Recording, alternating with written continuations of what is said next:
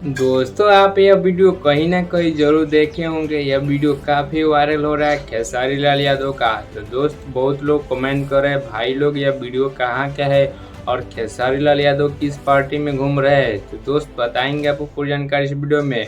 उससे पहले भाई लोग, आप चैनल पे हैं तो चैनल को सब्सक्राइब कर लीजिए और इस वीडियो को लाइक कर दीजिए। दोस्त, आपको बता दें, खेसारी लाल यादव गए थे लखनऊ में रोड शो में। दोस्तों, वहां पर खेसारी लाल यादव का ज़बरदस्त स्वागत हुआ और वहां के पब्लिक खेसारी लाल यादव को काफ़ी प्यार दिखाए। और दोस्त, आप इस वीडियो से देख सकते हैं खेसारी लाल यादव के फैन ने काफ़ी ज़बरदस्त तरीके से बवाल मचा दिया। वहां पर एकदम भसड़ी मच चुका था खेसारी लाल यादव के फैन ने। दोस्तों, आपको बता दें, खेसारी लाल यादव के फैन ने एकदम भसड़ी मचा दिया था लखनऊ में। रोड भी जाम हो चुका था। इसे अंदाज़ा लग सकता है कि सुपरस्टार खेसारी लाल यादव का कितने ज़्यादा फैन है। तो दोस्त, इस वीडियो में बस इतना ही। तो दोस्त, वीडियो कैसा लगा कमेंट में ज़रूर बताइए। तो दोस्त, मिलते हैं किसी और वीडियो के साथ।